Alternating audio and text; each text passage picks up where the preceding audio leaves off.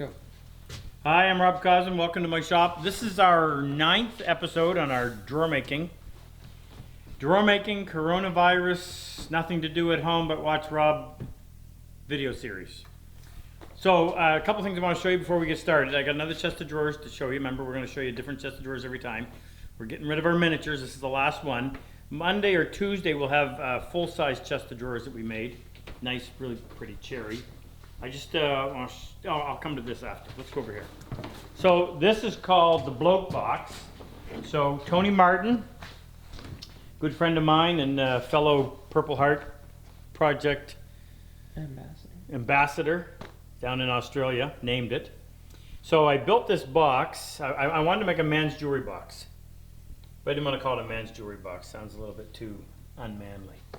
So Tony came up with the name. Bloke meaning male or buddy, chum, whatever that you would say in Australia. So let me tell you a little bit about it. Had one piece of wood, one piece of walnut that had some really nice crotch figure in it. Now crotch is that area where a trunk branches off into two branches, and the grain kind of can't decide which way it wants to go, so you always get some really wild figure right there. So I had enough for this piece, and this piece. But then I also had, Dale Nish was my mentor, and I worked as Dale's assistant for a number of years. And Dale's favorite wood was walnut. So he had tons of walnut, and he had lots of beautiful walnut veneer. So this is Claro walnut. Now, in California, they use both English walnut and Claro walnut. One has a better root system. The other has a better fruit. I can never remember which, but I'll just show you. Shoot, Jake, where is it? It's over here. They graft a tree together. So they'll plant one, and then when it gets to a certain size, they graft in another. Yeah. Oh, yeah. But anyway, so there's Claro walnut. There's English walnut, sapwood, heartwood. But that's the line where the two trees have actually grown together. Really incredible stuff. In fact, I even have enough. I got enough recently from my friend Mel at Exotic Woods in Burlington, Ontario, to make some saw handles out of. So Claro walnut is really pretty stuff. English walnut is beautiful too, but this happens to be Claro walnut. So what I did is I took the Claro walnut veneer. So when they cut veneer, they slice. You don't lose any because there is no saw curve. So when you're slicing veneer that may be, I don't know, 1/64 of an inch thick, one piece looks exactly like the piece underneath it. If you go through enough, you'll see the grain kind of, trail away or whatever. So what I did is I veneered this piece, this drawer front. I made the drawer out of walnut, so you see walnut pins. But then I veneered on this front thin skin. Nice thing about glue, when you glue two pieces of wood together, it becomes one piece of wood. So that's the deal here. But then I also glued across the top. So I took this piece of veneer, this is the front, and then I had enough of it that I took the next piece. In other words, if I had a piece this wide, I did this piece, and then the very next piece I glued up across the top. So if you look from up here, you follow the grain, it goes up and wraps around. And then the same thing up top here. So if you look down on it like this, it looks really cool. And this piece is also a continuation from this. So if you go back here, so same piece of wood going all the way up. Tell you a little bit about the construction. Rather simple. I wanted to keep it simple. The back is a solid piece of walnut. Well, you have to pay attention to cross-grain construction. So this piece is stable in this direction. It is unstable, or meaning it will move in this direction. It's going to get wider as the moisture in the air increases seasonally, and then it'll shrink as it gives off moisture as the air dries out. So when I put this piece on, this piece is going to grow and shrink this way, opposite of this one. So you have to allow for that seasonal expansion. So, and screws are okay if you're nice and neat about it. So I cut this piece in half right here, and I made a lap joint. So this piece sits underneath this piece. The gap is there to allow for the movement. This piece is secured. It's sitting in a rather simple joint. screwed here, here, here, and here. So the movement in this little area is not going to be enough to bother anything. But as it expands this way, it will slide underneath this piece or come out, depending on. However, because this piece is secured right there and there, it holds it tight. Very much like they do siding on a side of a house. You have a tongue and a groove, and you secure the edge of the board that has the groove, and then the tongue fits into it, so that stays tight. So you only have to fasten it in one spot, and it can seasonally move.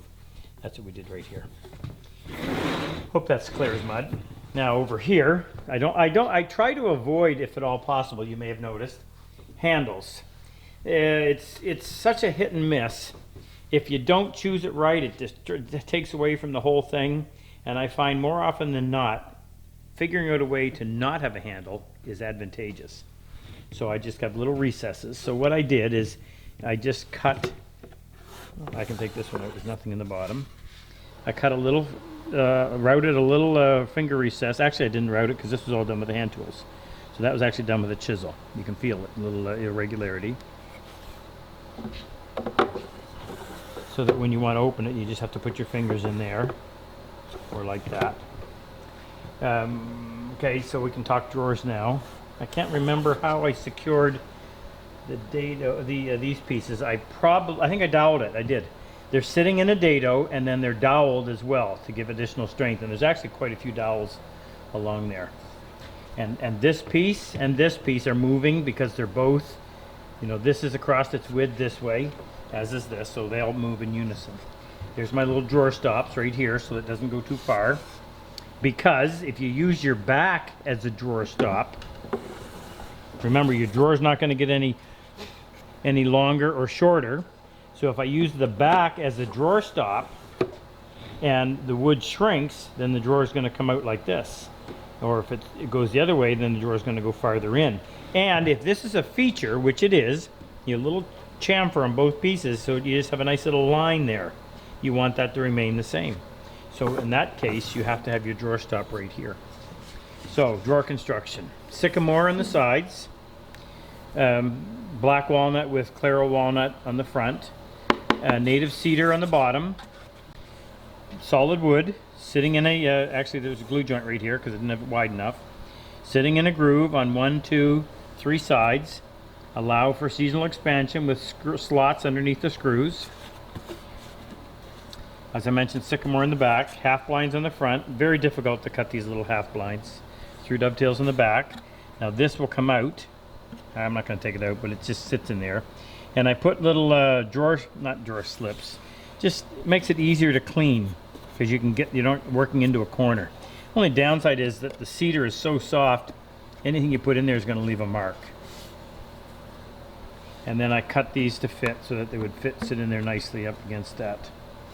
And then these are just, this has a cut halfway in it, this has a cut in the opposite half, and you put them down in. So it can be removed if need be, but it gives you several little compartments. Always cut the back of your drawers down just a little bit like that, so that when you're putting it in, it just makes it a little easier. And you want that perfect fit, so that you can close it from one corner. Same thing on the top. This is life savings. My life savings, yep. My YouTube earnings. Please click on one of those ads. Give us a break. There. All right, over here, we'll do a little longer episode tonight. Just want to show you what we're doing on our online workshop because I told you the other day, you can have a free month. You can join, have a free month. If you don't like it, just cancel it. If you like it, stay with it. So what we're doing is we're doing the top section. So we just dovetailed the front. Now I kept these rectangular before I cut that angled piece off. So we just dovetailed the front, and we got to shape that edge. And we got to dovetail the back, and then Monday we'll dovetail the back.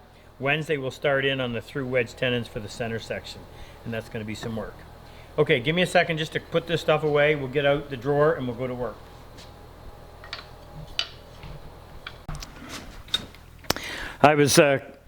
We were filming our episode for the online workshop, and I was cutting dovetails, and I was constantly sloping to one side, and I said, what is going on? Because I had checked to see if the board was standing plumb, And then I thought, I'm going to just check this. I put a level on there, and my bench is at a level by the amount that I was out. So when I put it in now, until I get the chance to level this bench up, I'll use the level instead of my normal method. Okay, we got to go through and crank out these.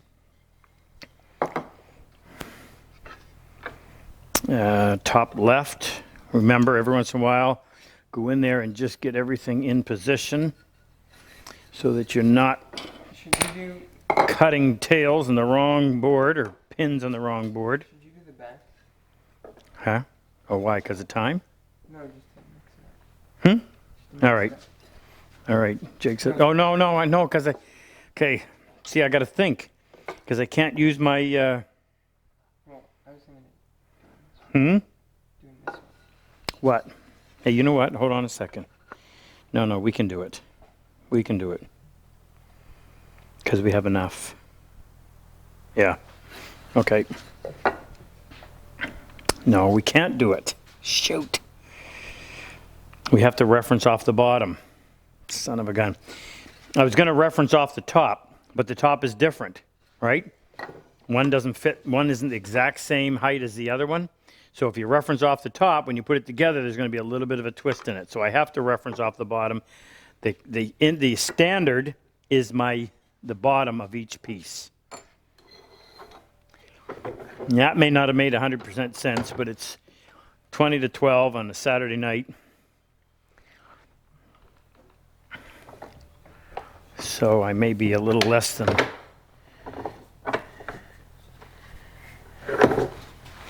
I wouldn't say coherent.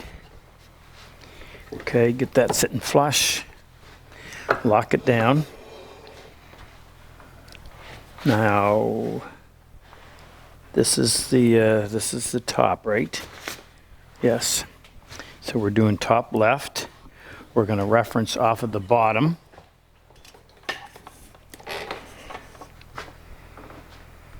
My marking gauge. It's already been set. Dovetail marking knife. Bring this in closer just because this board flexes too much. If I put the plane way out there, it's not going to, it'll bend. My extra eyes on. Cutter on the top. Get that rabbit working. Put that over there. Now I offset to my right, so I go to the left side of each tail. And remember, these are the difficult ones because you got to reach down in there and get that started. You hold it really firm. Now I'm watching out here to see when those teeth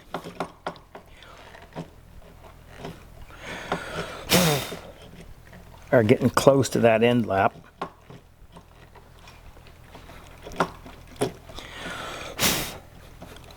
Come on.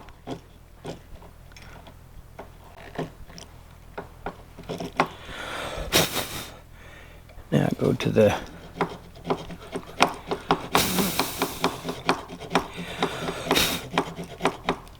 I need some light right over here.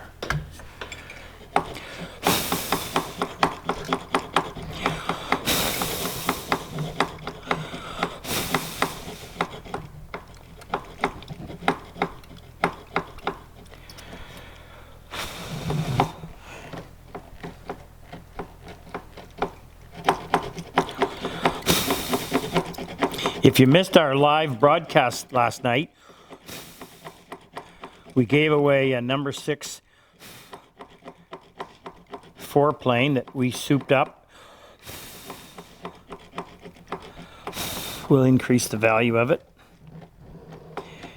Gave away a bunch of DVDs. I don't know how much we raised for the Purple Heart Project. I haven't added it all up yet, but it was a good showing. Okay, let's take a quick look. Okay, I'm too far away on these two, so I'm going to go back on here. Set that on there. Got to get it right back in the same spot. Always risky.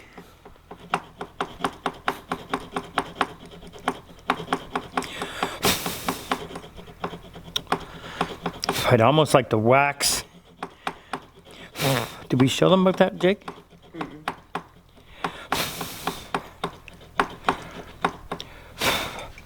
Gotta stop. I gotta do a little commercial. Yeah, if you've seen me hand plane, you've seen any of the videos where we're hand plane, I'm always waxing the bottom of my plane. So we now have, and we've gone through 4 different, the guy that makes them made a special formula for us, and it was the 4th try where we got it right. And right means we want this to be hard enough that it won't smear, and soft enough that it'll leave a little film. And the nice thing is it's in a like a glue stick container, so you just have to advance it as it wears down. Cover on it, steep it, and keep it in your pouch. And oh yeah, so find it up here. It's on our site now. And if you're also if you are into the wood hinges that we do, the other thing that we added to our website today are the really good core box bits, the ones that cut the half round. We got 4 different radiuses: 1/4, 3/8, half, and 3/4. And they cut a true half round, which is critical for that hinge to work properly.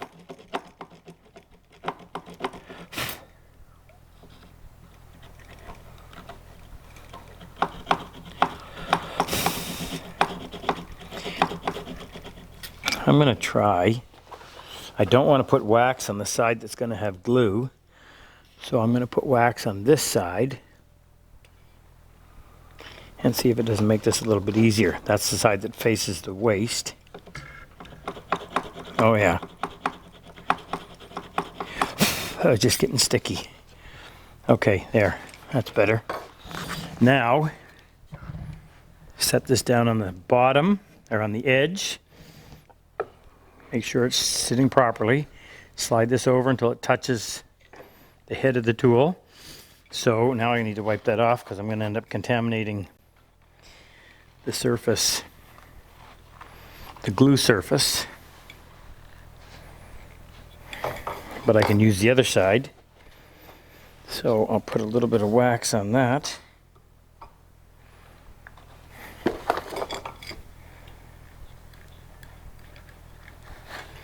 So I offset to my left. I'm going to go to the right side.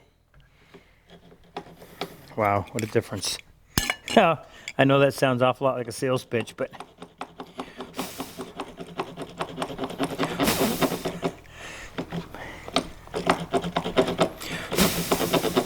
any wax would do.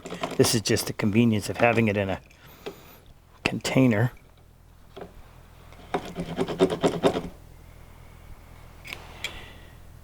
I offset to my left. I go to the right side of each tail. What am I doing in there? Oh my goodness. Oh my goodness.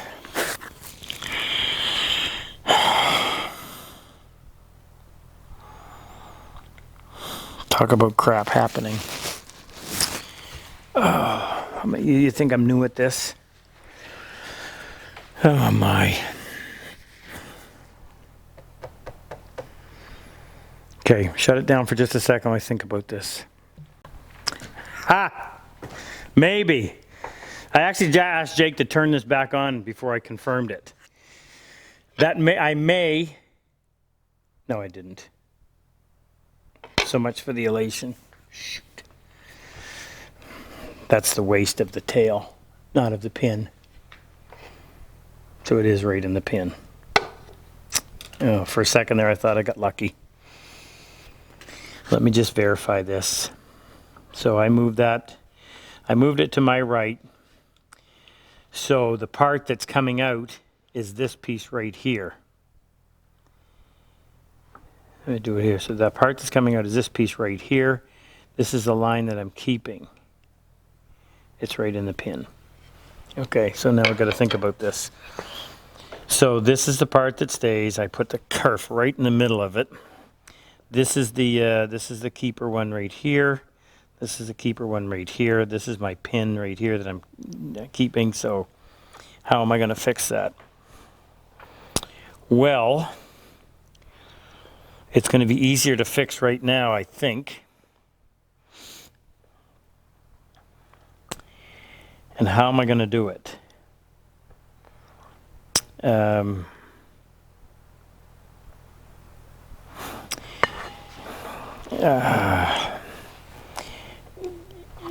You can't, I'm thinking out loud, if I fix it right like that, number one, I can't remove material. This is the finished length. I can't change anything. I have to deal with that kerf. If I finish that kerf, saw it, use the kerf X10 to go down there and cut it, then I'll end up with a nice clean line that I can then go in, put a sliver of wood in, the exact same size, and hopefully it will blend away as the wood darkens. Now, probably best to do it right now. I'm going to finish it here for the simple reason that if I finished it to there, that becomes noticeable. At least if I bring it the whole way over, and it has a natural stopping point right here, I might get away with it. I don't need to go all the way down. I'm going to bring the kerf over and then use the kerf X10 to take it down maybe a 1/16, eighth of an inch, and I'll put a piece in there, finish it off. I've got to do that before I go any further with cutting of the pins. And I think we can save it. Obviously, we can save it. Just not how I would have preferred. And here I was talking to you about wax when I should have been paying attention. It's also my fault for doing this at near midnight. So, going to leave you with a bit of suspense. When we come back on Monday, we'll go to work on fixing this. I said to someone the other day, no matter how long you do this, especially when you're doing one-offs, you're going to make mistakes. And the advantage of experience is you learn to take the mistake and somehow either incorporate it or fix it so that it's not noticeable, only to you. Okay, sarah, sarah. All right, listen, have a happy Easter. This is a little bit short, but you understand why. We'll see you on Monday.